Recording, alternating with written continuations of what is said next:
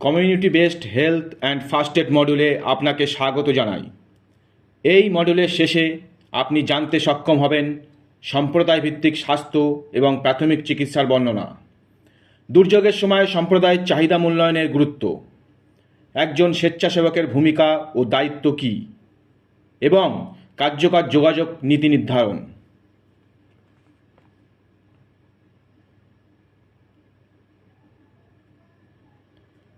আপনি দেখতে পাচ্ছেন একটি শক্তিশালী ভূমিকম্প শহরে আঘাত এনেছে, ফলে বহু ভবন ধসে পড়েছে এবং বহু মানুষ আহত হয়েছে। যারা আহত হয়েছেন তাদের প্রাথমিক চিকিৎসা দেওয়া দুর্যোগে ক্ষতিগ্রস্তদের খোঁজার মতোই গুরুত্বপূর্ণ। কমিউনিটি ভিত্তিক স্বাস্থ্য ও প্রাথমিক চিকিৎসা বা সিবিএইচএফ এর ভূমিকা হল জরুরি সংকটে সুপ্রশিক্ষিত স্বেচ্ছাসেবক প্রদান করা। আসুন কমিউনিটি ভিত্তিক স্বাস্থ্য ও প্রাথমিক চিকিৎসা বা সিবিএইচএফ এ সম্পর্কে বিস্তারিত জেনে নেই।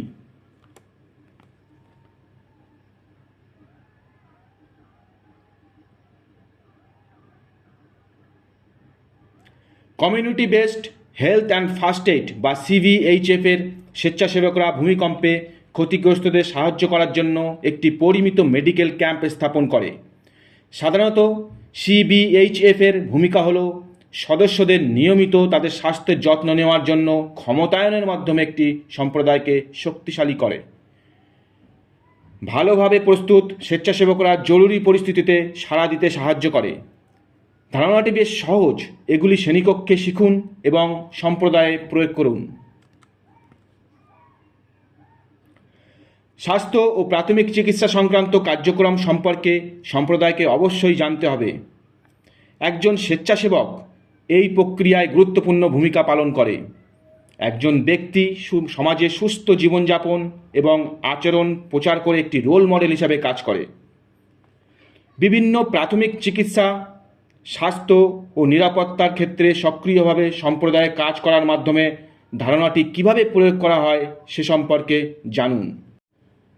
আমাকে আমার একজন স্বেচ্ছাসেবক বন্ধুকে দুর্যোগের সময় একটি সম্প্রদায়ের চাহিদা নির্ধারণের তাৎপর্য ব্যাখ্যা করতে বলুন।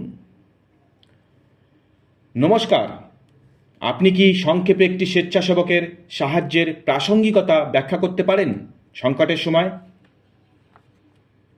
নিশ্চয়ই, একজন স্বেচ্ছাসেবকের উচিত সম্প্রদায়ের স্বাস্থ্য, প্রাথমিক চিকিৎসা এবং নিরাপত্তা মূল্যায়নের শেখা।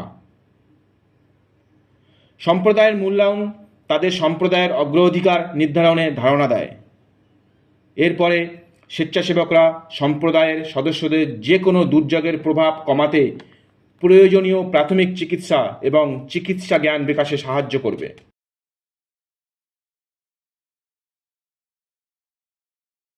উপরন্তু এই জরুরি পরিস্থিতিতে স্বেচ্ছাসেবকদের অবশ্যই এনজিওগুলির সাথে জড়িত থাকতে হবে, যারা পরিকল্পনা ও সমর্থনের জন্য গুরুত্বপূর্ণ। এই দরকারি তথ্য প্রদানের জন্য আপনাকে ধন্যবাদ। আসুন জেনে নেই এনজিও সম্পর্কে। প্রতিটি দেশের সরকারের বেসরকারি সংস্থা বা এনজিওগুলিকে স্বেচ্ছাসেবী নাগরিক সংস্থা হিসাবে স্বীকৃতি দেয়। জাতীয় রেড ক্রস বা রেড ক্রিসেন্ট সোসাইটি বিশ্বের প্রায় প্রতিটি দেশে বিদ্যমান। ন্যাশনাল সোসাইটি আন্তর্জাতিক রেড ক্রস এবং রেড ক্রিসেন্ট আন্দোলনের অংশ। ন্যাশনাল সোসাইটি প্রতিটি দেশের সরকারি কর্তৃপক্ষকে সমর্থন করে। গুঞ্জ, ইসমাইল ফাউন্ডেশন, ক্রাই, নন্হি কালি, কেয়ার এবং অন্যান্য অনেক এনজিও ভারতে বিদ্যমান। দুর্যোগ ব্যবস্থাপনায় এই বেসরকারি সংস্থাগুলি উদ্ধার অভিযান, অস্থায়ী আশ্রয়ের ব্যবস্থা, স্বাস্থ্য শিবিরের আয়োজন, খাদ্য ও জলের সরবরাহের সাথে জড়িত। ন্যাশনাল সোসাইটি সারা দেশে বিভিন্ন স্থানীয় শাখা সমন্বয়ে গঠিত। স্থানীয় শাখাটি সদস্য এবং স্বেচ্ছাসেবকদের দ্বারা গঠিত হয়। ন্যাশনাল সোসাইটির কিছু দায়িত্ব ও কর্তব্য পালন করতে হয়। আসুন তাদের সম্পর্কে কিছু বলা যাক।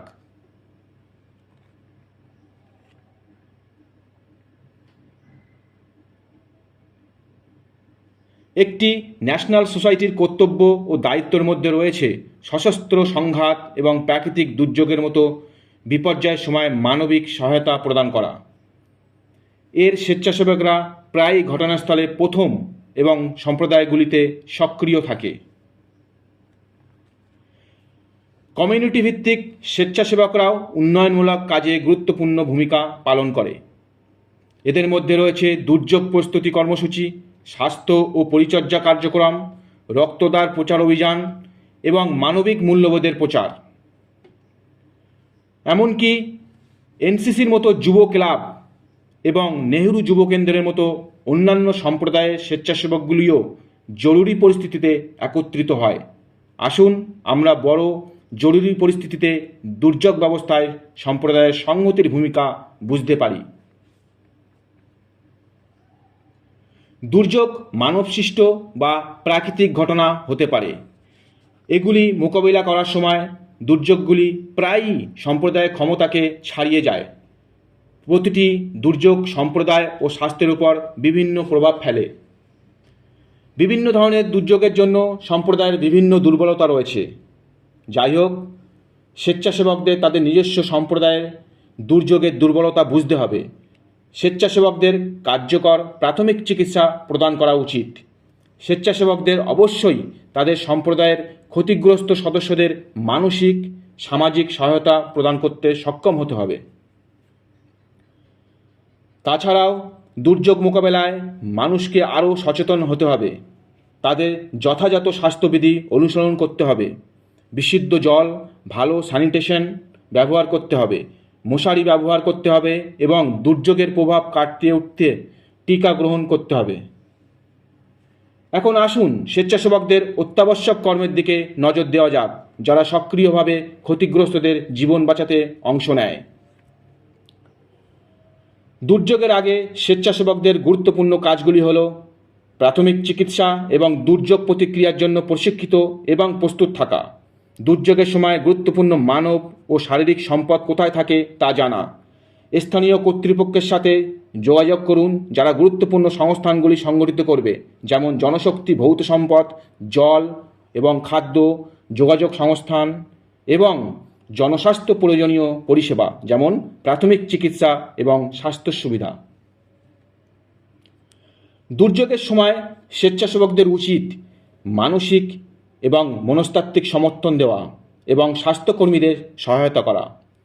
আরও বিশেষ স্বেচ্ছাসেবক বা স্বাস্থ্য পেশাদারদের দ্বারা নির্দেশিত হতাহতদের প্রাথমিক চিকিৎসা দান, আহত ব্যক্তিদের নিকটতম স্বাস্থ্য সুবিধায় নিরাপদ পরিবহনের ব্যবস্থা করতে সহায়তা করা, মাস ক্যাজুয়ালিটি ঘটনার সময় চিকিৎসা দলকে সহায়তা করা, মৃতদেহদের কবর দিতে সাহায্য করা, অস্থায়ী আশ্রয়ে মানুষকে সাহায্য করা, অন্যান্য স্বেচ্ছাসেবক এবং স্থানীয় কর্তৃপক্ষ ও সম্প্রদায়ের সাথে যোগাযোগ করে সদস্যদের নিরাপত্তা নিশ্চিত করা, ত্রাণ সামগ্রী বিতরণ করা এবং অন্যান্য স্বেচ্ছাসেবকদের সমর্থন ও উৎসাহিত করা।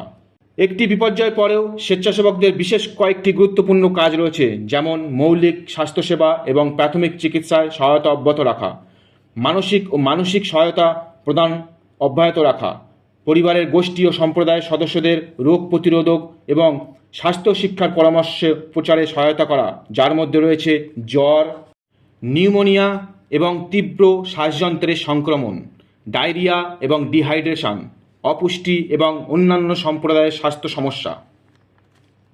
আসুন আমরা জনস্বাস্থ্যের জরুরি অবস্থা এবং মহামারীতে স্বেচ্ছাসেবকদের প্রতিক্রিয়া সম্পর্কে জানি। সাধারণত 6টি শ্রেণীর রোগ রয়েছে যা মহামারী সৃষ্টি করে, যেমন ডায়রিয়াজনিত রোগ যেমন কলেরা, সালমোনেলা, ইকোলাই, ক্রিপ্টোস্পোরিডিয়াম, শ্বাসযন্ত্রের সংক্রমণ যেমন যক্ষ্মা, পোলিও, হলুদ জ্বর, হাম, ভ্যাকসিন দ্বারা প্রতিরোধযোগ্য রোগ, রোটাভাইরাস এবং মেনিনজাইটিসের মতো, ম্যালেরিয়া এবং ডেঙ্গুর মতো ভেক্টর দ্বারা সংক্রমিত রোগ, অত্যন্ত সংক্রামক এবং মারাত্মক রোগ যেমন ইবোলা এবং মার্বার্গ, এবং নতুন রোগ যেমন মহামারী, influenza, avian influenza, SARS, COVID-19. সুতরাং যে কোনো মহামারীর জন্য স্বেচ্ছাসেবী পদক্ষেপগুলি অত্যন্ত গুরুত্বপূর্ণ। একজন স্বেচ্ছাসেবকের উচিত রোগ প্রতিরোধ সম্পর্কে সম্প্রদায়ের সদস্যদের শিক্ষিত করা, কিভাবে অসুস্থতার লক্ষণ এবং উপসর্গ চিনতে হয় সে সম্পর্কে সম্প্রদায়ের সদস্যদের অবগত করা, স্বাস্থ্য সুবিধায় অসুস্থতা সহ সম্প্রদায়ের সদস্যদের রেফার করা, প্রাদুর্ভাব পরিচালনা করতে স্বাস্থ্য কর্মকর্তাদের সহায়তা করা, মহামারী কিভাবে মূল্যায়ন এবং জরিপ করতে হয় তা শিখতে মহামারী নিয়ন্ত্রণে প্রশিক্ষিত হওয়া, মহামারী সম্পর্কে তারা কি জানেন এবং তারা কি প্রস্তুতি পরিকল্পনা করেছেন তা জানতে সম্প্রদায়ের নেতাদের সাথে দেখা করা, গণটিকা প্রচার অভিযান সম্পর্কে স্বাস্থ্য সুবিধা সদস্যদের সাথে কথা বলুন এবং জিজ্ঞাসা করুন স্বেচ্ছাসেবকরা সাহায্য করতে পারবে কিনা। এই দায়িত্বগুলি সফলভাবে পূরণ করার জন্য কার্যকর সম্প্রদায়ের যোগাযোগ প্রয়োজন। স্বেচ্ছাসেবকদের অবশ্যই বিভিন্ন উপায়ে সম্প্রদায়ের সদস্যদের সাথে যোগাযোগ ও সহযোগিতা করতে হবে, যেমন মিটিং, সম্প্রদায়ের মূল্যায়ন এবং ফলো আপ কার্যক্রমের মাধ্যমে। কার্যকরভাবে যোগাযোগ বজায় রাখার জন্য কিছু নীতি রয়েছে, যেমন যোগাযোগের সময় স্থানীয় ভাষা ব্যবহার করা, মানসিকভাবে সংযোগ করার চেষ্টা করা এবং একজন পরিণত, প্রশিক্ষিত এবং পরিচিত ব্যক্তি হওয়া। এখনও পর্যন্ত আমরা জরুরি পরিস্থিতিতে প্রাথমিক চিকিৎসা এবং কমিউনিটি স্বাস্থ্য বিষয়ে স্বেচ্ছাসেবকদের প্রশিক্ষণের প্রয়োজনীয়তা বুঝতে পেরেছি। আসুন জেনে নেই কীভাবে আঘাত প্রতিরোধে মৌলিক প্রাথমিক চিকিৎসা করতে হয়। প্রাথমিক চিকিৎসার জন্য 4টি ধাপ রয়েছে, যেমন পরিমাপ, পরিকল্পনা, বাস্তবায়ন এবং মূল্যায়ন। এটি সম্পর্কে আরও জানতে পয়েন্টারটিকে প্রতিটি ধাপে টেনে আনুন। প্রথমত, একজন স্বেচ্ছাসেবকের উচিত পরিস্থিতি মূল্যায়ন করা এবং বিপদগুলির পরীক্ষা করা, যেমন ব্যক্তির কাছে ছুটে যাওয়ার আগে নিরাপত্তার পরীক্ষা করুন। নিশ্চিত করুন যে পরিস্থিতি আপনার বা হতাহত এবং অন্যান্য ব্যক্তির জন্য নিরাপদ। ব্যক্তির অবস্থার মূল্যায়ন, আঘাতের মূল্যায়ন এবং শক বা মানসিক আঘাতের লক্ষণগুলির জন্য মূল্যায়ন করুন।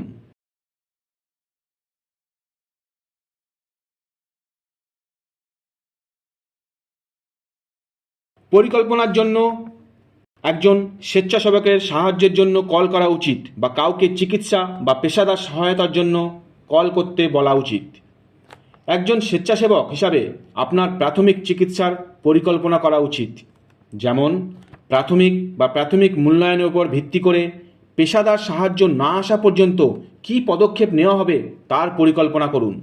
আপনি কি জানেন এবং আপনার কি দক্ষতা রয়েছে তার উপর ভিত্তি করে আপনি কতটা সাহায্য করতে পারেন তা নির্ধারণ করা। একটি স্বেচ্ছাসেবক হিসাবে আপনার নিরাপত্তা নিশ্চিত করুন।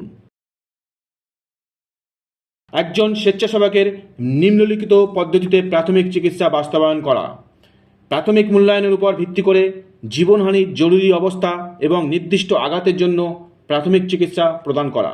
যদি জরুরি পরিষেবাগুলি খুবই শীঘ্রই পৌঁছে যায় তাহলে আঘাতগুলিকে বিভক্ত করবেন না। সুরক্ষা বজায় রাখা এবং সহায়তার জন্য অপেক্ষা করা। ব্যক্তি এবং পরিবারের সাথে কথা বলে মনস্তাত্ত্বিক প্রাথমিক চিকিৎসা দেওয়া এবং কি ঘটছে বা আপনি কি করছেন তা লোকেদেরকে জানান। একজন স্বেচ্ছাসেবকের প্রাথমিক চিকিৎসা ক্রিয়া মূল্যায়ন করা উচিত। চিকিৎসক বা পেশাদার সহায়তা শীঘ্রই আসবে তা পরীক্ষা করা, দৃশ্যটি নিরাপদ রয়েছে কিনা তা পরীক্ষা করা। যদি না হয় তবে ব্যক্তিটিকে সরানোর কথা বিবেচনা করুন, যতটা সম্ভব সাবধানে। প্রাথমিক মূল্যায়নে ক্রিয়াগুলি পুনরায় পরীক্ষা করা, ব্যান্ডেজগুলি সঠিক জায়গায় আছে এবং রক্তপাত বন্ধ হয়েছে কিনা তা পরীক্ষা করা। যদি না হয় ড্রেসিংগুলিকে সরিয়ে ফেলবেন না আর ড্রেসিংযুক্ত করুন এবং চাপ প্রয়োগ করুন। ব্যক্তিটিকে অচেতন কিনা তা পরীক্ষা করা। বেসিক লাইফ সাপোর্টের ক্রিয়াকলাপ অনুসরণ করা, যেমন হাসপাতাল, ক্লিনিক বা স্বাস্থ্যকেন্দ্র খুঁজে বার করা যারা ভিকটিমকে যত্ন প্রদান করবে। ভিকটিমের অবস্থা সম্পর্কে পরিবার এবং আত্মীয়দের অবগত করা। স্বেচ্ছাসেবকরা বিভিন্ন উপায়ে সাহায্য করতে পারেন। স্বেচ্ছাসেবকরা ঘটনার স্থানে উপস্থিত বিপদ দূর করে ক্ষতিগ্রস্তদের নিরাপত্তা নিশ্চিত করতে প্রতিক্রিয়াকারীদের সাহায্য করতে পারে। স্বেচ্ছাসেবকরা উদ্ধারকারীদের সাহায্য করতে পারে আহতদের বহন করতে ম্যানুয়ালি বা স্ট্রেচারে। তারা আহত ভিকটিমদের ড্রেসিং এবং স্থিতিশীল করার জন্য মেডিকেল ফার্স্ট রেসপন্ডার বা এমএফআরদের সাহায্য করতে পারে। স্বেচ্ছাসেবকদের অবশ্যই সচেতন হতে হবে যে নির্দিষ্ট রোগীর অবস্থার জন্য বিশেষ কৌশলের প্রয়োজন যাতে আঘাত বাড়তে না পারে। এমন পরিস্থিতিতে অপেক্ষা করুন চিকিৎসাকর্মী বা ডাক্তারের জন্য। স্বেচ্ছাসেবকরা মৌলিক জীবন সমর্থন ব্যবস্থা রক্ষণাবেক্ষণে চিকিৎসাকর্মীদের সাহায্য করতে পারে।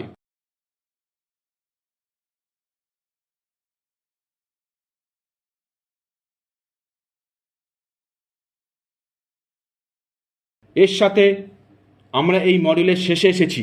আসুন এই মডিউলে আলোচিত মূল বিষয়গুলি সংক্ষিপ্ত করা যাক। Community based health and first aid বা সিবিএইচএফএ হলো এমন একটি প্রোগ্রাম যারা জরুরি পরিস্থিতিতে যোগ্য স্বেচ্ছাসেবকদের উপলব্ধ করে। সিবিএইচএফের উদ্দেশ্য হলো একটি সম্প্রদায়কে শক্তিশালী করা, যাতে এর বাসিন্দাদের নিয়মিতভাবে তাদের স্বাস্থ্যের যত্ন নেওয়ার জন্য উৎসাহিত করা হয়। একজন স্বেচ্ছাসেবকের উচিত তার সম্প্রদায়ের মূল্যায়ন করা এবং স্বাস্থ্য প্রাথমিক চিকিৎসা এবং নিরাপত্তার তাৎপর্য মূল্যায়ন করার ক্ষমতা বিকাশ করা। ন্যাশনাল সোসাইটি বা এনজিওগুলিকে প্রতিটি সরকার স্বেচ্ছাসেবী নাগরিক সমাজ হিসাবে স্বীকৃত। জাতীয় রেড ক্রস বা রেড ক্রিসেন্ট সোসাইটি বিশ্বের প্রায় প্রতিটি দেশেই বিদ্যমান। স্বেচ্ছাসেবকদের অবশ্যই তাদের সম্প্রদায়ের ক্ষতিগ্রস্ত সদস্যদের সামাজিক সহায়তা দিতে সক্ষম হতে হবে। একজন স্বেচ্ছাসেবকের উচিত সম্প্রদায়ের সদস্যদের রোগ সম্পর্কে শিক্ষিত করা, কিভাবে চিনতে হয় সে সম্পর্কে প্রতিরোধ ও সম্প্রদায়ের সদস্যদের শিক্ষিত করা রোগের লক্ষণ ও উপসর্গ সম্পর্কে। কার্যকর যোগাযোগ নীতির মাধ্যমে রয়েছে স্থানীয় ভাষা, আবেগের সাথে সংযোগ স্থাপনের প্রচেষ্টা এবং পরিপক্ক, সুশিক্ষিত এবং সুপরিচিত হওয়া। প্রাথমিক চিকিৎসার পদ্ধতি 4টি ধাপ রয়েছে, যথা পরিমাপ, পরিকল্পনা, বাস্তবায়ন এবং মূল্যায়ন। এখন আপনার বোঝার পরীক্ষা করার সময় এসেছে। এটি একটি মূল্যায়ন নির্ধারণ অনুশীলন। প্রতিটি প্রশ্ন সমান নম্বরযুক্ত। এই মডেলটি সফলভাবে সম্পূর্ণ করতে আপনাকে কমপক্ষে 60% স্কোর করতে হবে। প্রশ্নগুলি মনোযোগ সহকারে পড়ুন এবং উপযুক্ত বিকল্পগুলি নির্বাচন করুন।